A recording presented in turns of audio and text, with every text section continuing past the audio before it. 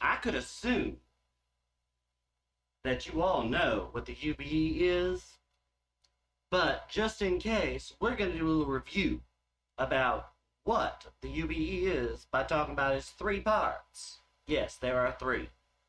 That's disgusting. Now, the first part that we're going to talk about is the multi-state bar exam.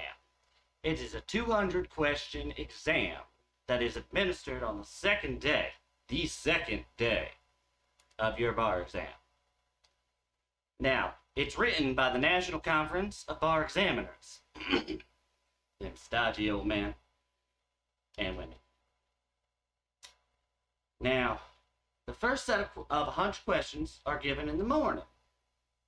The second set of 100 questions are given in the afternoon after lunch break. So you don't have to worry about getting hangry. Because God knows I'm going to get hangry. Now, the MBE exam tests national law.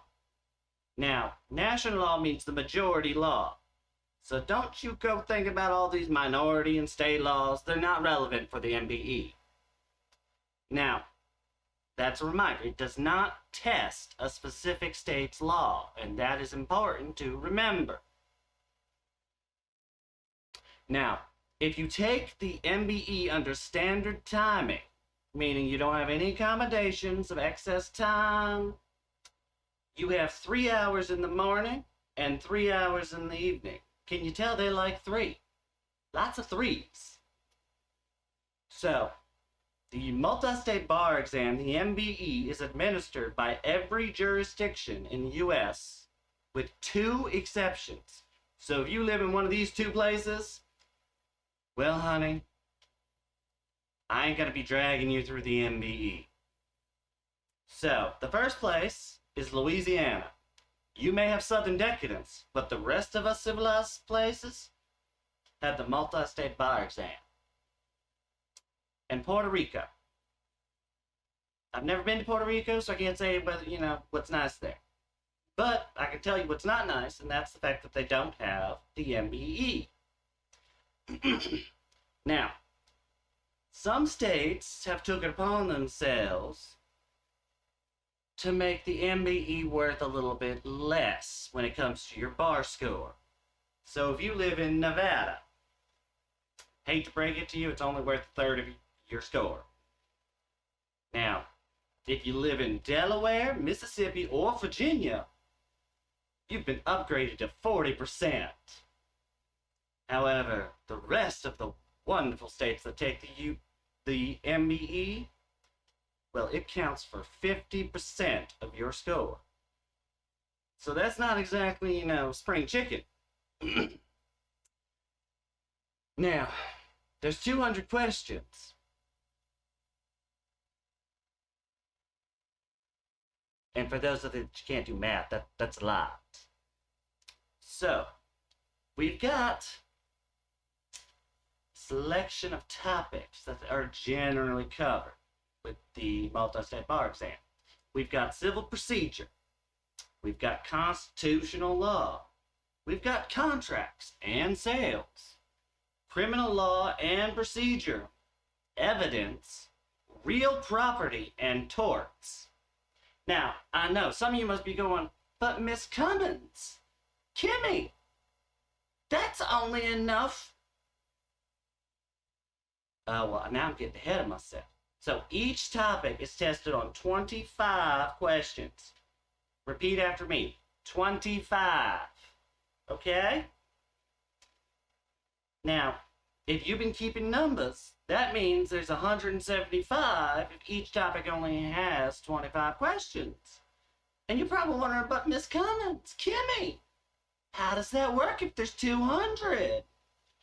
Well, 25 odd questions, which they don't expect you to know the answers to, because, this is nice of them, are test questions for future bars to see if they're worthy. Ugh. Now, those 25 questions do not count. They are unscored. Repeat after me. Unscored. Okay? And That's helpful for you because it means you only got 175 questions that can be used against you. Now, if you do get them right, they count for you. I said they should if they don't, but they don't exactly give us all the details in the real world. Now, the nice thing is, in the real world of law, you will never have to deal with a multiple choice question. So once you get through these 200 questions, you ain't ever got to do them again. You can avoid all multiple choice questions for the rest of your days. Doesn't that sound wonderful? Doesn't that just sound fantastic? I know, I'm excited for it too!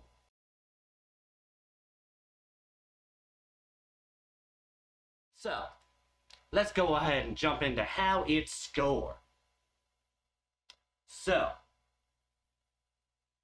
it used to be you got your raw score, so you had an idea of how many you got wrong. Well, they no longer give you your raw score. It's just rude of them. I wouldn't know how I'm doing if I need to retake it. Now, your MBE score can range on a scale from 40, 40, that's a low number, all the way up to 200, that's a high number. Now, the converted score is how they adjust it based on the difficulty of the questions. And, it gives you an idea of, how to put this. They give you some extra points for the really difficult questions so that you don't have to feel as much of an idiot if you get them wrong.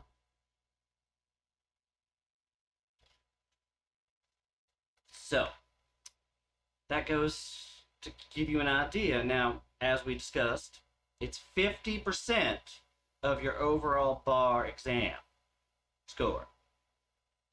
Now, this means that if you're in a jurisdiction that requires you to get, say, a score of 262 to 270 to pass, to be on the safe side, you want to make sure that you can get 120 to 124 of those 175 questions. Well, 200 questions, just to be safe and, reduce the amount of numbers you got to think about.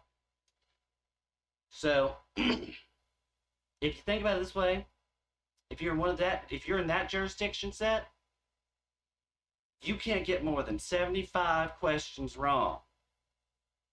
Okay, that's not terrible. It's about a 62 to 64%, which, where I grew up, that was an F. Not a D, that was an F.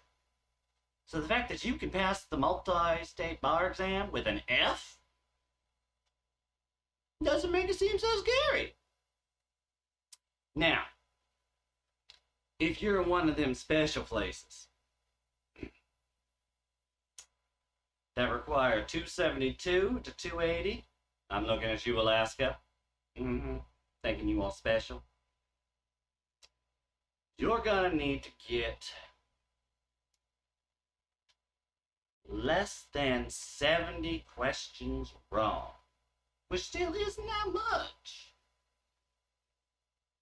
That still gives you a lot of wiggle room, especially when we sit here and go over the most frequently discussed topics in the bar exam. So, for an idea of a passing score, if you go out to Wisconsin, the land of cheese, the land of cheese. God, I love cheese. A passing MBE score is 129. Now, in good old Delaware, the home of corporations. So if you're looking at corporation law, that's where you're going to want to go. You need a 145 for a passing score on your MBE. Now, I know, you're worried. you're worried. Because, well, what if you can't get that score? What if you just can't? That's okay. There aren't, well, I shouldn't say there aren't. There's very few locations where there is a minimum pass score. You know who you are. I am not going to call you out. I'm not that rude.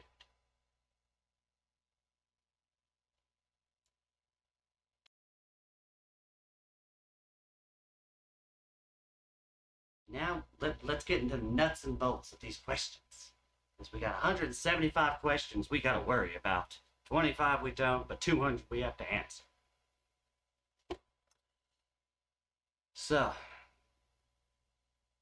you've got civil procedure, you've got constitutional law, you've got contracts, you've got criminal law and procedure, you've got evidence, you've got real property, and you have torts. So civil procedure, your most commonly tested areas that you want to make sure you know that better than you know how good someone looks naked. So for civil procedure, it's personal jurisdiction. Make sure that you can obtain that jurisdiction on their person. Then you have subject matter jurisdiction. Because that jurisdiction is a subject that matters. Then you have to worry about your venues. Because you kind of want to know where you're going, don't you? You want to have your marriage in a barn.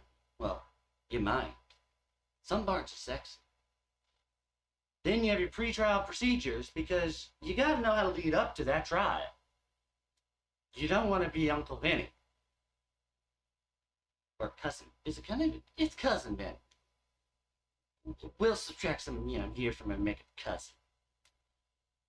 And then motions are the next most commonly tested area of civil procedure. Now, civil procedure is a large chunk of land. But those are the main areas they test on. And that's going to make up a bulk of what you need to study. Now, constitutional law. The Constitution is, that's a big document. It almost makes me want to take up math. Well, the nice thing is, with constitutional law, they mainly focus on one area. Individual rights. Ain't that a kick in the knickers? The bar exam focuses on individual rights.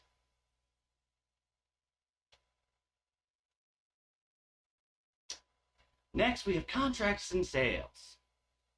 Because, you gotta be able to write yourself that contract so you can get paid. You're gonna need how to form that contract. You're gonna need to know how performance works. Because, if you ain't performing, you ain't getting paid. Then you're gonna have to know how a breach works, because someone's always gonna breach their contract. And it ain't the kind of breach we like to have. Contract discharge. You gotta be able to get that contract out of the barn. It's taking up valuable real estate.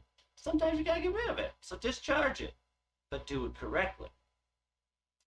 Now, the other area that's often a good way to focus is that you're going to be looking at the UCC, or the Uniform Commercial Code, Articles 1 and 2. It's very simple that way. 1 and 2. Like a dance. And a 1 and a 2 and a 1, 2, 2. So, now we're going to go ahead and go on to criminal law and procedure. Now, criminal law is mainly going to focus on two spots. The constitutional protection of accused persons and homicide. Because, there just aren't any other crimes. So why test on them? No, actually, I think this is a smart thing to do, because some things are illegal in some states and not in others. Like a woman's right to choose is illegal in some states now, but not in others. So it kind of makes it hard to make a multi-state bar exam with an accurate question.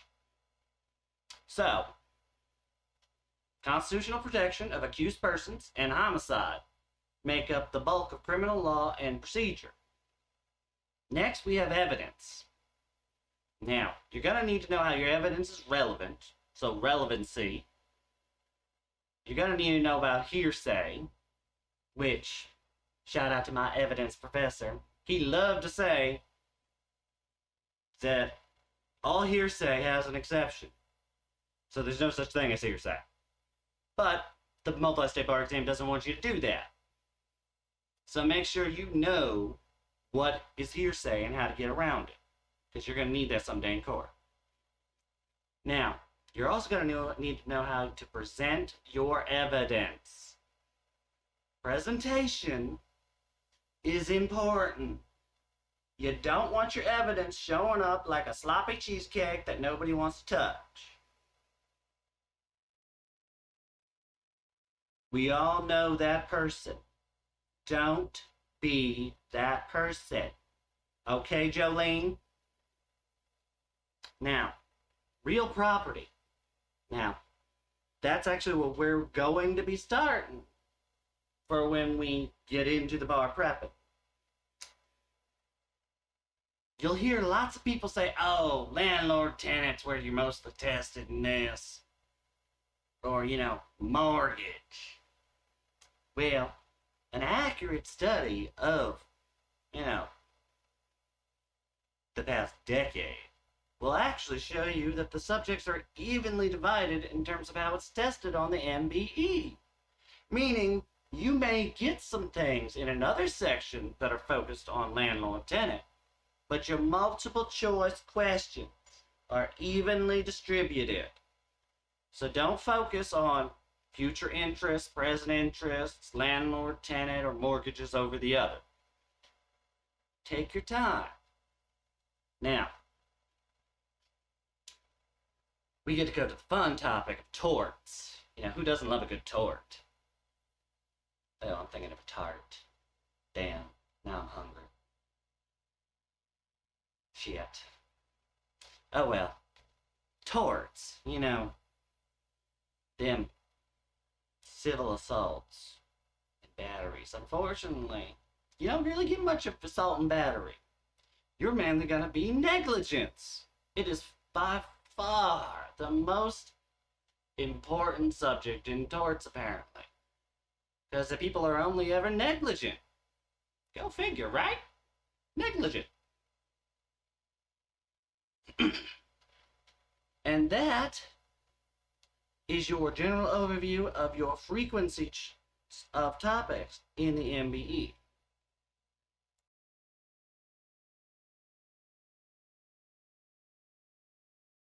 I've heard lots, and I mean lots, of ways to read an MBE question. And I'm like, oh my Lord! How many ways is there to read a question? Well, I can tell you there's only 2 correct ways to read a question. And I can tell you, you're probably not told what these ones are. So, the first way is called the fact pattern first approach. And every time I've gone into one of these seminars, I get told, oh no, you should never read the fact pattern first. You should read the answers first. No! No, no, no! Fact pattern first approach works for majority of people.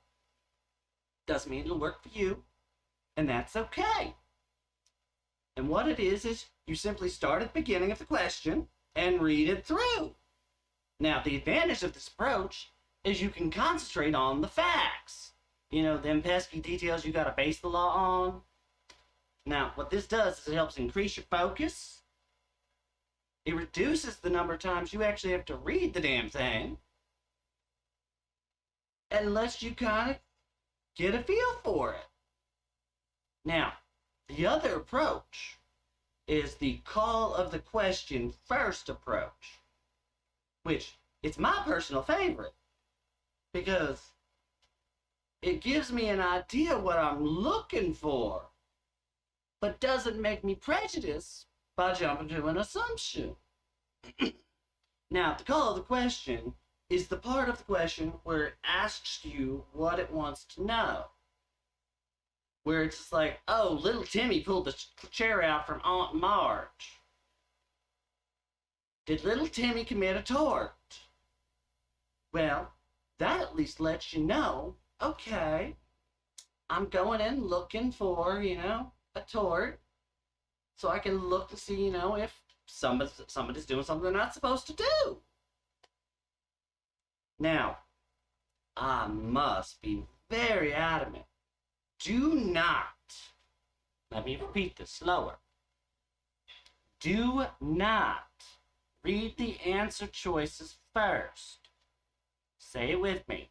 Do not read the answer choices first. The reason being, many wrong answer choices are written to intentionally trick you. Why would you let them? Some answer choices might state the law correctly, but they are not relevant to the given facts. Step 2 of answering the questions. Before you even look at the answers, identify the subject. Is this criminal law? Is it torts? They're not going to tell you. You got to figure it out. Then you want to identify the legal issue that is being tested. So you know the subject. Generally, that means you can find out what the issue is. Now, the way I like to do it to kind of reduce the amount of strain I'm putting on my brain, because God knows it's already under enough, I state the rule. Even though I don't need the rule to write it down, I state it. This way I'm saying, okay, I know this rule. I know it. Now, answer the question in your own words. I know, I'm making you think. Oh God, multiple choice and I actually still have to think of the answer. But you know what this does? It allows you to take that answer, and then when you look at those answers that they're giving you, you're just matching it up. Makes it real simple. Can't confuse you if you already know the answer. Now, the other thing to do is when you're practicing, go ahead and read through those other answers. Look at the choices they're giving you. And, go over. Why is each one incorrect? And what this does is it reinforces that rule that you stated in your head, so that you're confident in it. You know it. And that's important. Now, I know, you're saying, but Kimmy, this is gonna take too long. And I'm always hearing, I gotta get to 5,000 questions in 10 weeks. Really? Says who? Who says you gotta do 5,000 in order to get it? There are people that pass the MBE with only having done 300.